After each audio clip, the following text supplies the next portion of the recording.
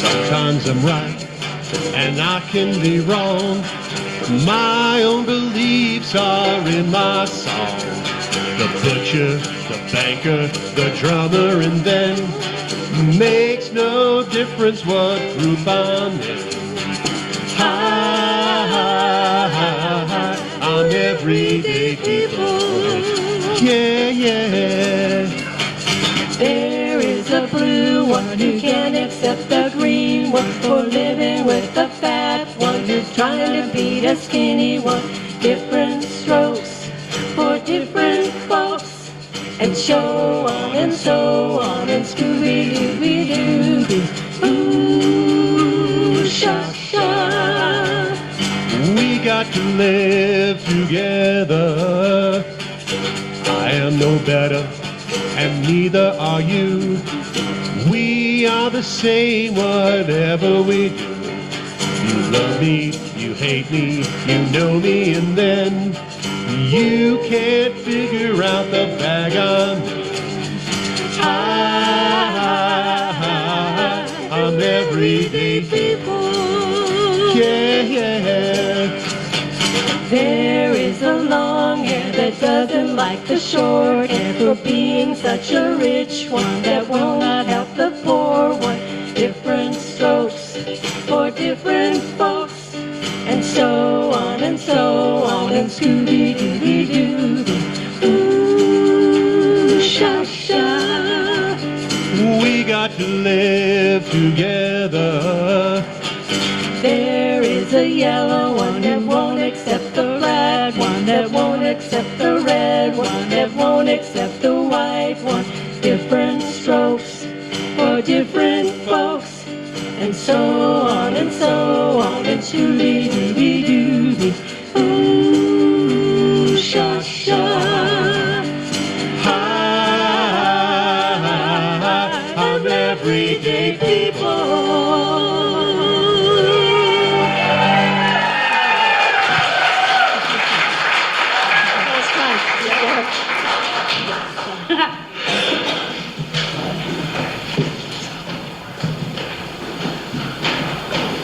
Oh, that's way off. Sorry. It's way off because it's so plugged in every year. Technical difficulty. Welcome to CSL Park. Sorry, Reverend Rick. My name is Rick McCollum. I am the senior minister here, and I when the static doesn't happen.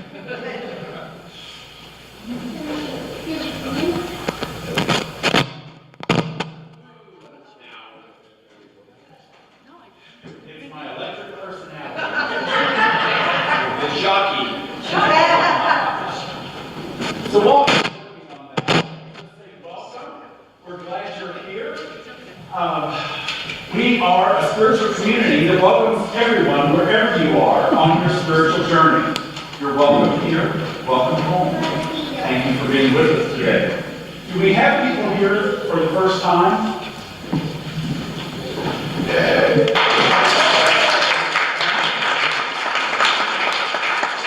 Welcome. We're glad you're here. If you hold your hand out just a minute, the ushers want to give you a packet and a flower to welcome you and recognize you.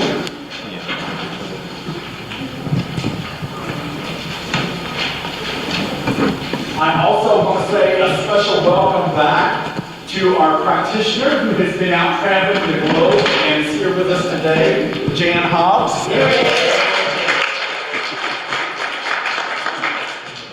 Thanks. Thank you. So Jan, welcome back. We're glad you're here with us.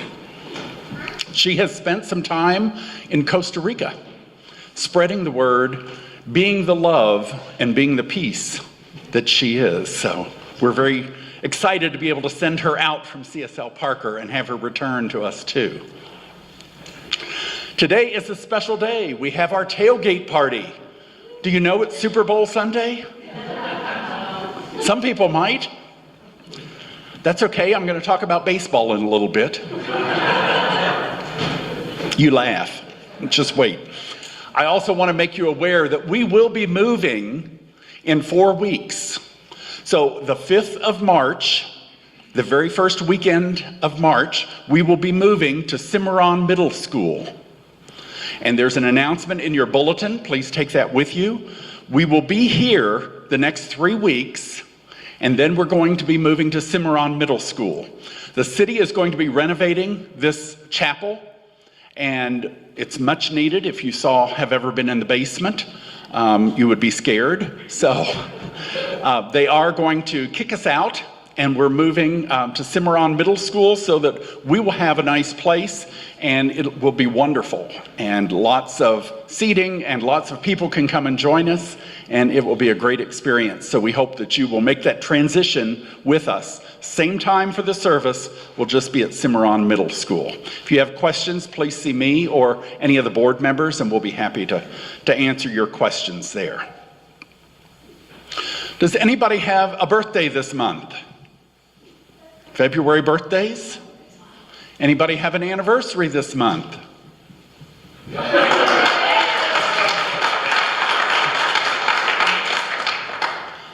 Yesterday, Tom and I have been together 33 years.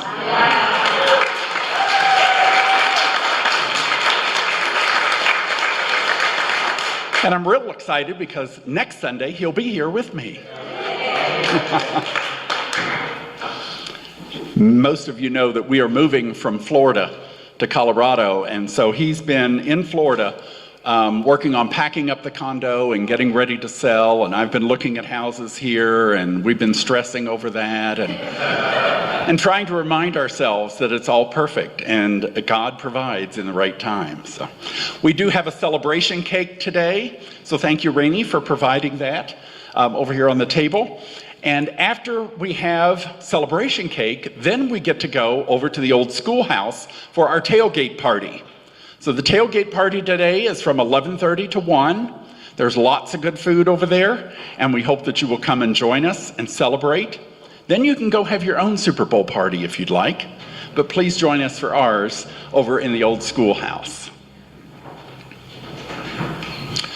One last announcement that I'm aware of, and that is there is a card in the back for Reverend Dr. Yvonne.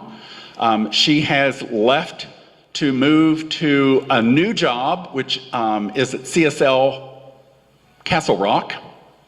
And it's something that's been a dream of hers, and so she's realizing that dream, and we're blessing her as she moves into that and know that it's perfect for her and all she's doing. So I want to make sure that if you'd like to send a blessing to her, wish her well, please sign the card in the back. This is the last week that we'll have it here, and then we'll be mailing it to her or taking it to her.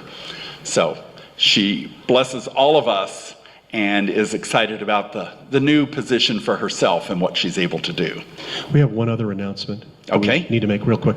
We're going to record something for the Centers for Spiritual Living today when everybody goes over to the tailgate party.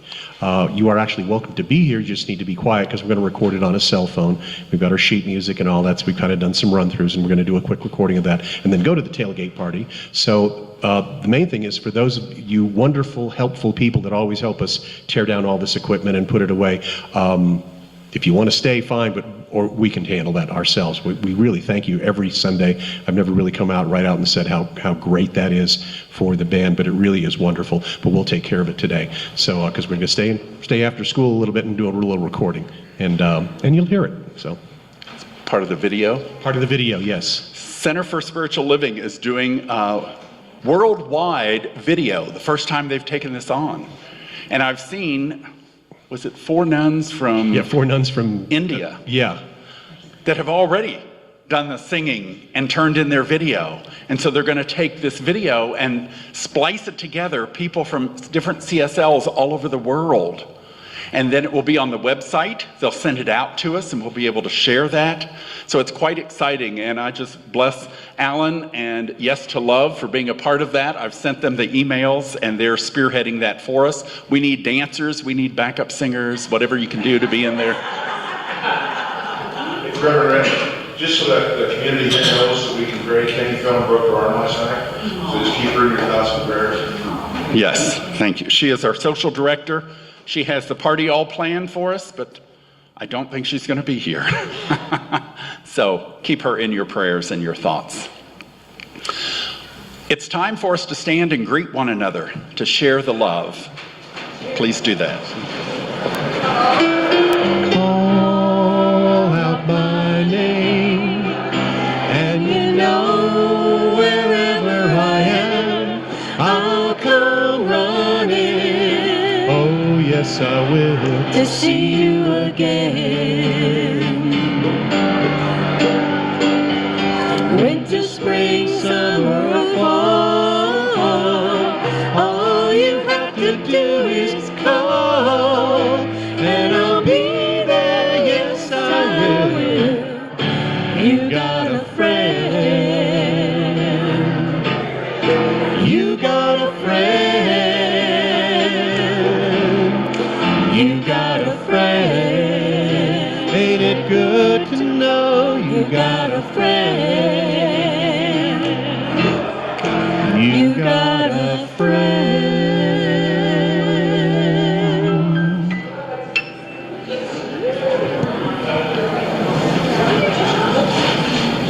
Don't need it.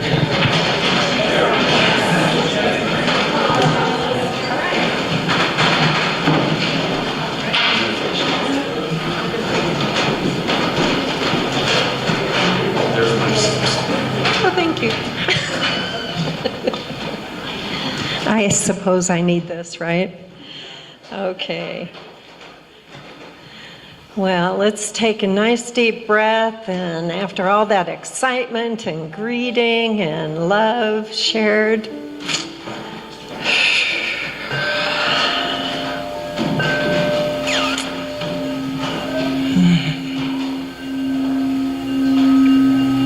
we release the cares of the day. We know Spirit is in, working through us,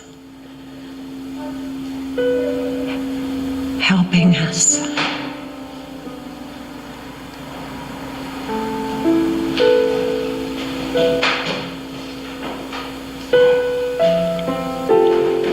I know there is a power for good. It is responding to me. It's bringing me into my experience.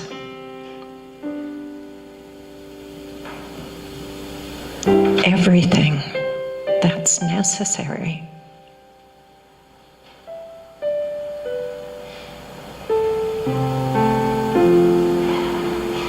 I know there is a power for good. It enables me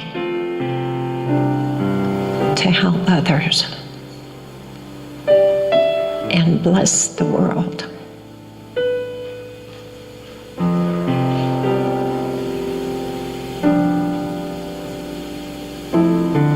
I say to myself, I am daily guided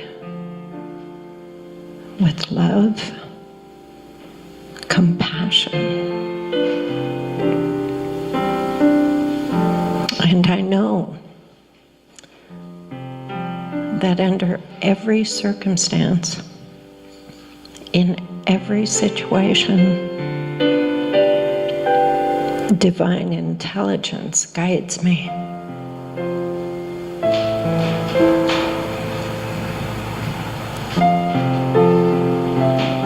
I am realizing I am one with all people, everywhere.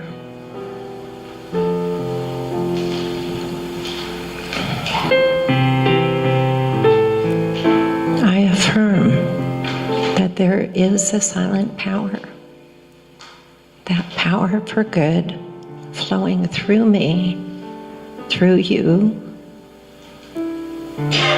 through them.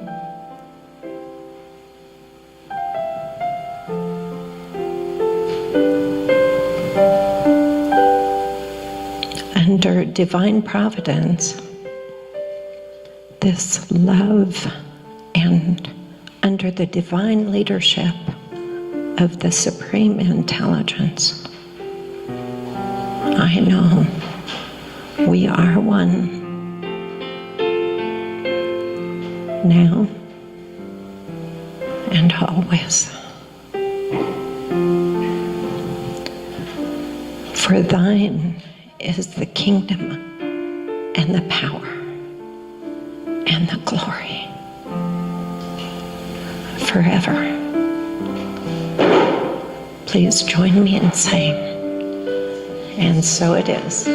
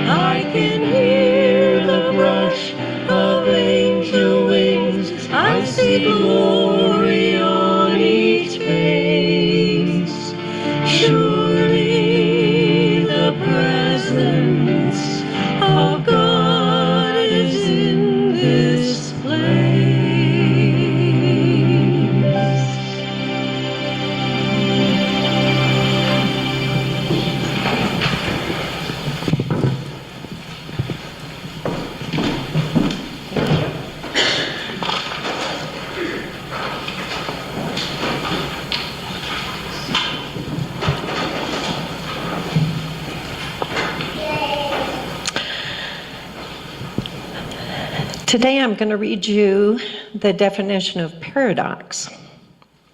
The term paradox is from the Greek word paradoxon. That means contrary to expectations, existing belief, or perceived opinion. It is a statement that appears to be self-contradictory or sometimes silly, but may include a latent truth. It is also used to illustrate an opinion or statement contrary to accepted traditional ideas. A paradox is often used in an innovative way. Some examples of paradox could be something like, I am nobody. Your enemy's friend is your enemy. What a pity that youth must be wasted on the young. That was from George Bernard Shaw. Or something like, wise fool.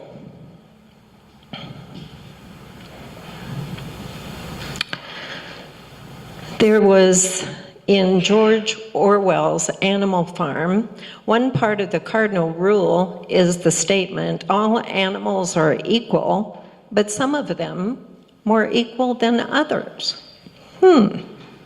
Interesting. Okay, so some other short examples might be something like, fear is fool. I'm sorry, wrong word. Fair is foul. Foul is fair. War is peace. It was the best of times. It was the worst of times. Ignorance is strength. So what I come away with, understanding a little bit deeper with the word paradox, I find that many religions have looked at this contrast. It's black and white, it's red or up and down, in and out. It's all the opposites. But another word that many of you may be familiar with is duality.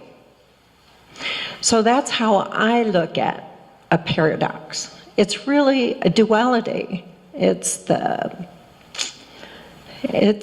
difficult to transcend that when we're just on the path. But through evolution, we actually are able to transcend that duality and shift into the consciousness of God. God is all there is. And we remember that at some point. And that's when paradox and duality fall away. And I'm very grateful for that, because it's a creation of suffering. And honestly, I don't want to suffer. I don't know too many people who really do. So this is a huge realization. And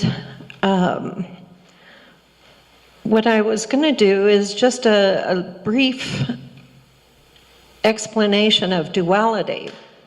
Dr. David Hawkins was the master of power versus force, and getting past duality, which is where we reside, and into non-duality.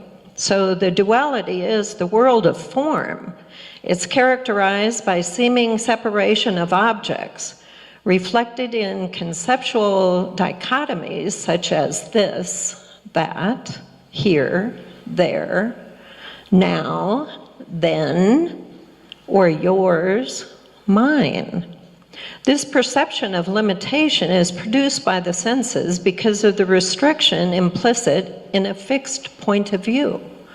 So what he's saying is, shift that point of view, shift that thought, and create something new that has no attachment to the this or the that, or me versus you, because it's all one. There's nothing that really separates us. We're all God, we're all blessed children of God, and that realization gets us past that dichotomy and into unlimited manifestation, grace, and joy. So we transcend whatever suffering showed up in the past, because that is the past. That was the way we used to think. But it's not anymore. We've shifted that.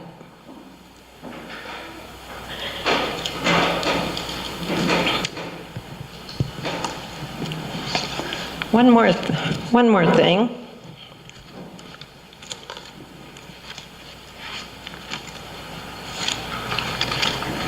Perhaps.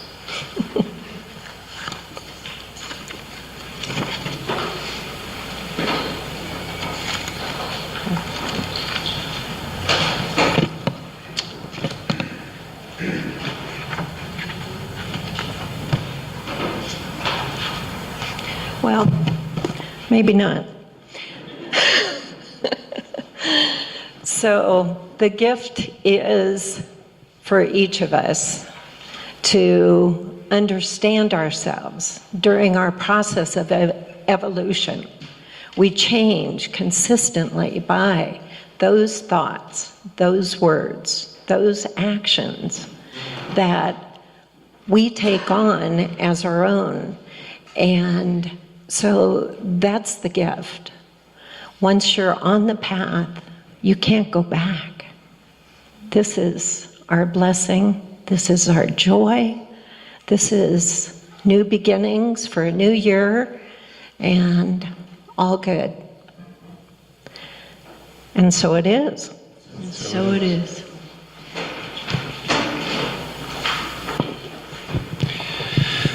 Theme for the month is diversity and unity.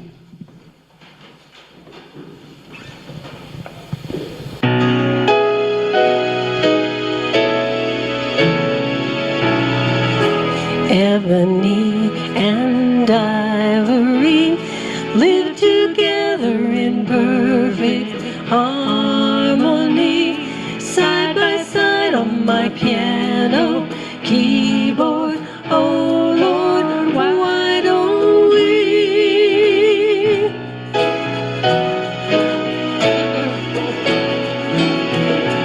We all know that people are the same wherever we go.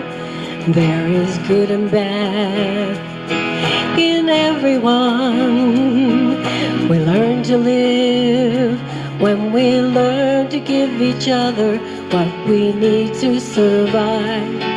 Together alive, ebony and ivory live together in perfect harmony, side by side on my piano keyboard. Oh Lord, why don't we?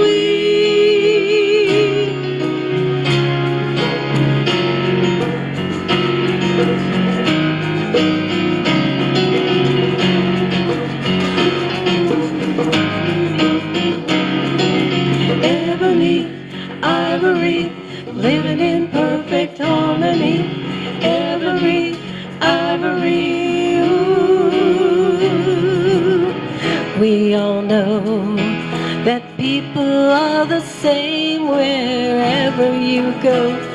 There is good and bad in everyone.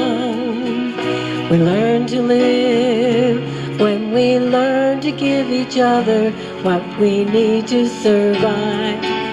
Together alive, ebony and ivory live together in perfect harmony, side by side on my piano keyboard. Oh Lord, why don't we? Side by side on my piano keyboard. Oh Lord, why don't we?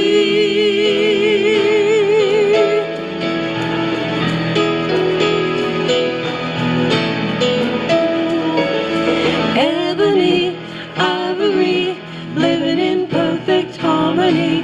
Ebony, ivory, living in perfect harmony. Ebony, ivory, living in perfect harmony. Ebony, ivory, living in perfect harmony. Ebony, ivory, living in perfect harmony.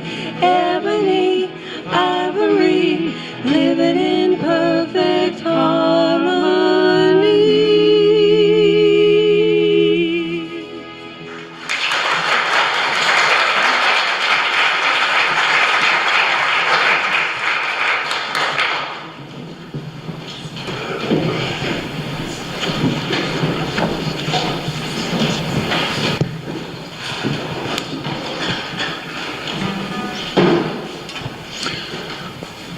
So Alan shared with you that our theme for the month of February is diversity and inclusion. But this may be a different take on diversity and inclusion than you were expecting. We expect ebony and ivory and living together in perfect harmony. How much are we in harmony with ourselves? It's a good question. So I have another question for you. You get to participate. How many people here have a to-do list? Okay. How many people have a to-be list? How many people have an I am list? Very good.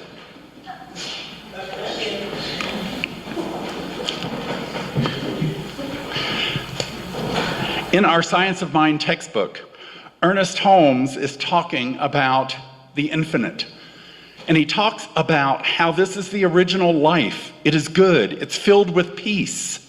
Its purity, its intelligence, its power, its law, and its life. And he says, in that inner sanctuary, which is inside of each of us, in that inner sanctuary of our own nature, hidden perhaps from objective gaze, nestles the seed, perfection. That tells me that each one of us has deep inside of us the perfection of God.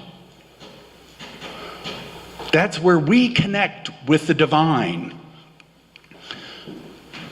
And that becomes the paradox for our lives.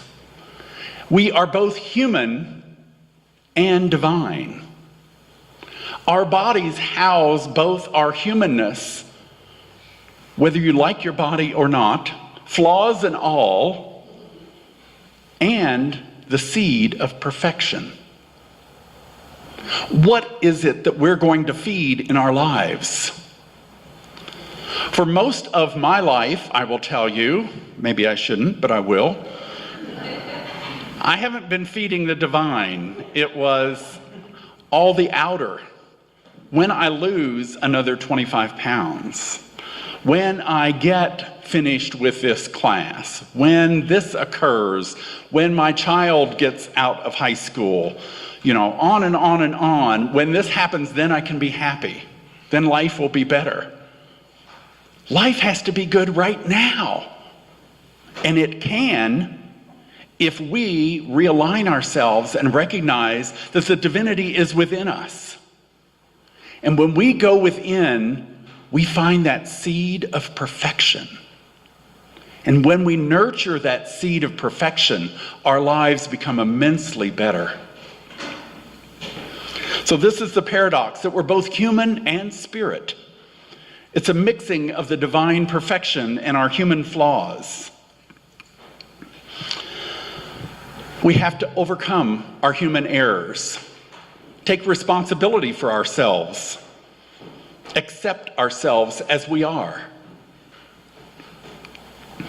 For many of us, we get so focused on that outer that we forget to even look within.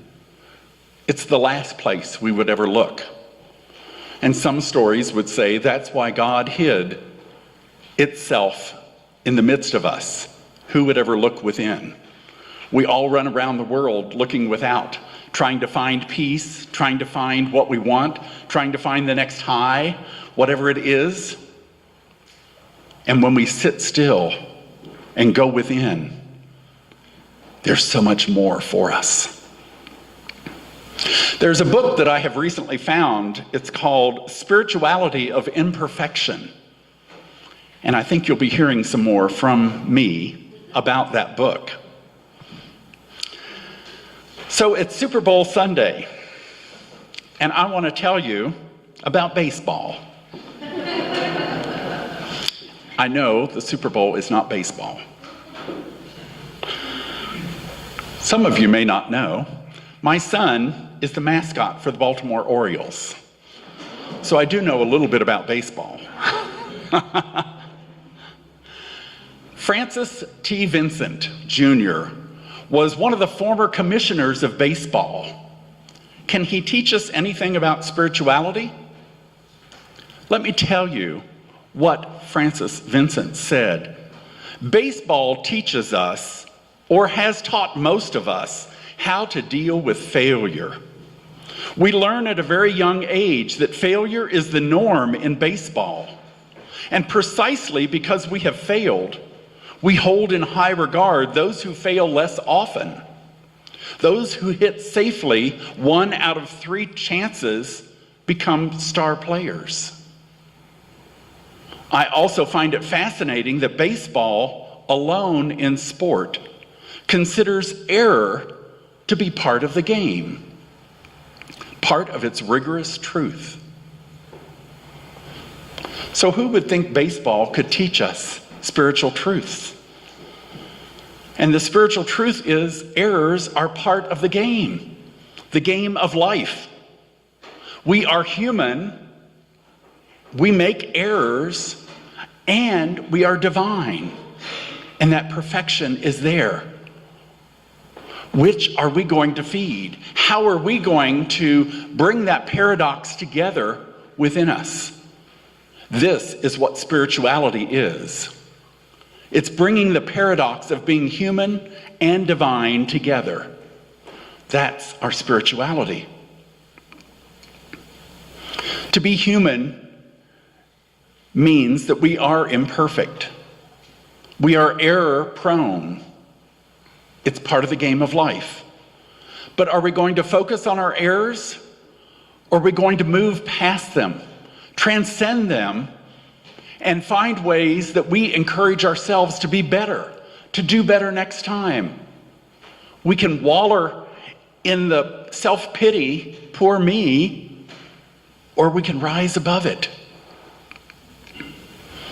We try to be perfect, most of us. And when we find that we don't make the mark, when we're not perfect, we tend to have a lot of stress in our lives. We tend to develop addictions. We have life-limiting thoughts and actions that aren't giving us the fullest life.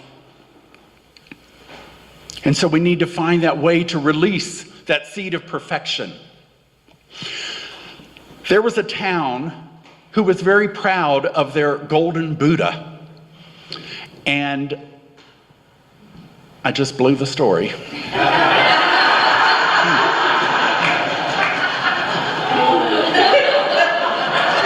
How about this?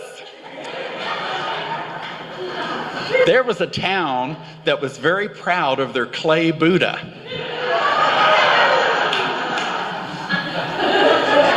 And there was a new road that was being built through the town, and so they had to move their clay Buddha in order for the road construction to come through. So they got big cranes in, they very gently lifted this clay Buddha, they moved it over to an area that it wouldn't be hurt by the road construction, and set it down. They covered it with a tarp, and guards were guarding it 24 hours a day. So one night, as it was sitting there, a guard was coming through, and he was pulling up the tarp and looking under it and shining his flashlight to make sure everything was fine with the Buddha. Something flashed back at him. And he stopped and he tried again with his flashlight, and again it flashed back at him. And he thought, something's going on here. This isn't right. What is flashing out of the Buddha? And he went back to camp and he got like a pick and he started picking away where the flash of light was. What he revealed was underneath the clay was a golden Buddha. Now you know the rest of the story. What happened was many, many years ago, the town had been under siege.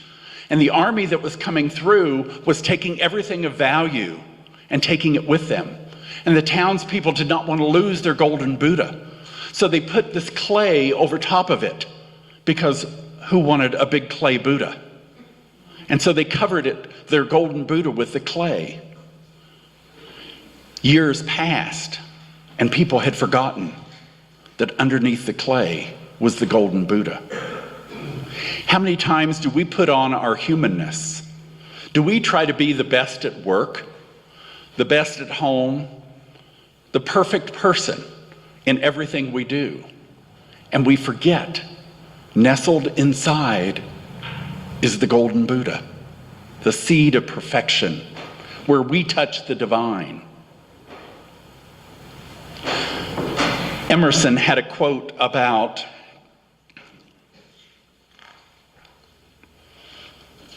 somewhere. There's a crack in everything God has made. So we're all cracked, right? And Emerson goes on to say that perhaps that's the way God enters, is through the crack. In Science of Mind, we would say that that's where our divinity is revealed, through our crack, through the flaws in our humanness. And that's what allows the divine to come forth. But sometimes we try to cover that up, don't we? We try not to let anybody see that we're human.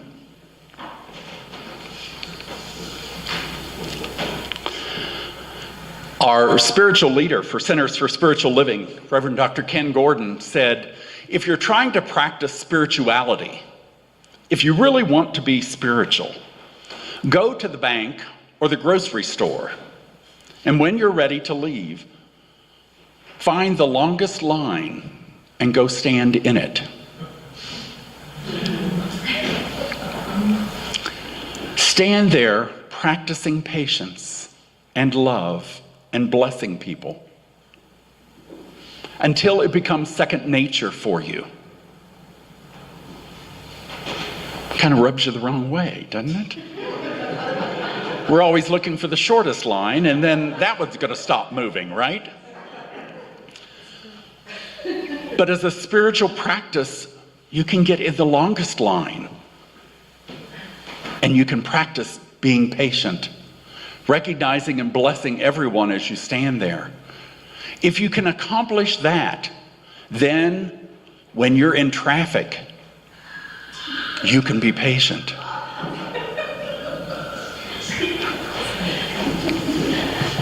When the news comes on, you can be patient. Because we learn to allow that divinity to become our second nature. We accept that paradox of being both human and divine, and that takes us to a higher place in consciousness. So we need to raise our consciousness and not be so stuck in our humanness there. Accepting ourselves and the errors that we have in our lives, just like the errors that occur in baseball. This author said, if you're overweight, accept it. If you have a history of addictions, accept it. And move through that paradox. Know that you are still divine. And so for me, the diversity part here is that we have to love ourselves first. We have to embrace ourselves just as different as we are. We don't have to be like everybody else. Yes to Love was just singing that we all, different strokes for different folks. We all have to be who we are and not try to be like everybody else. Oscar Wilde said, be yourself, everyone else is taken.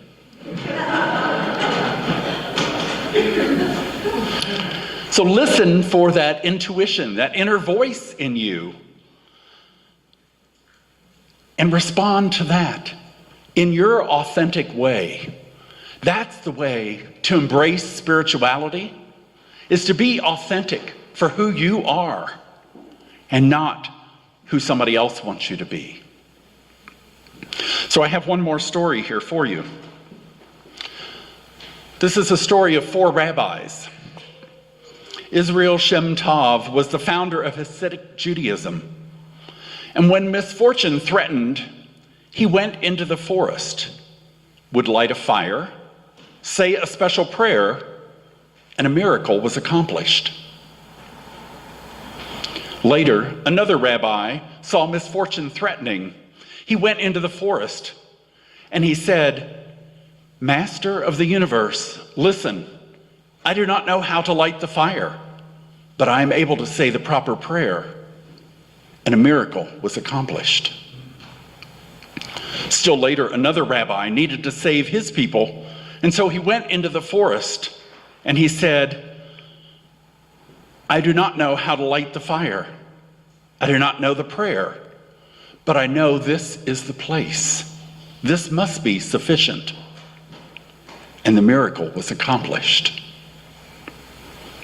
The fourth rabbi had to overcome some misfortune, and he sat in his armchair. He held his head in his hands, and he spoke to God and said, I am unable to light the fire. I do not know the prayer. I cannot even find the place in the forest. All I can do is to tell the story. Surely this must be sufficient. And the miracle was accomplished. You see, all four of them were human and divine. Spirit responded to each of them because they were authentic. They did what they knew they could do. And that was good enough. That's what brought them what they wanted in life. And that's what can bring you what you want in life. To be authentic, not to try to say the same prayer. When the Buddha got enlightened under the Bodhi tree, many people went and sat under that same tree thinking that was the place, the only place that they could be enlightened. And it wasn't about the tree at all. It's not about the same prayer. It's how we open our heart to the divine. And that's where we get to embrace our paradox of being human, knowing we have flaws, and knowing that the divine is within us. That seed of perfection is within us, and we can bring that forth as much as we're willing to do. Bill Wilson, many of you know, as the founder of AA, said, we must find some spiritual basis for living, else we die. So calling us to a spirituality. 12-step recovery teaches us to embrace the cracks in our human life. And while we embrace our errors, we do that in a method of forgiveness and of love. The journey has to start with ourselves. We say in our philosophy, life is always lived from the inside out. From the inside out. So when we accept ourselves on the inside, when we love who we are, we have so much more that we can give to other people. Because we're comfortable with ourselves and we don't have to try to change ourselves to change them or change them to make them like us. We allow everybody to show up just as who they are. And then we know it's a rich tapestry. It is spirit, smiling and dancing through life because it's all we do. Embracing our humanness and our divinity, that is the paradox. It's okay to be spiritually imperfect. It's all good. It's all God.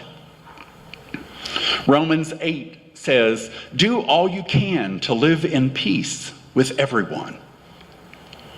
Remember, we live from the inside out. So we have to start the peace within us. And when we do, then we're able to take that peace into the world. Will you join me in prayer?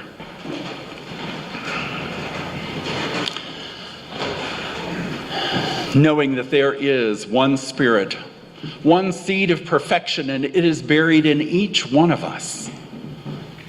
We are united with it, and we call forth that Spirit, that love, that peace that gives us the power to accept ourselves right where we are, accept our human flaws, and know that we are also the divine expressing. And so we bring forth our attention and raise our consciousness so that we can get into the place of acceptance and love of ourselves. And then we share that with the world.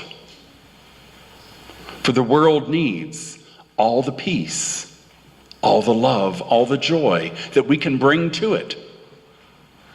And we do that when we start it within ourselves and move out into the world, being the example of peace, of love, and of joy. We release this word knowing that it is the truth of each of our lives. And if this resonates with you, I invite you to say with me, and so it is.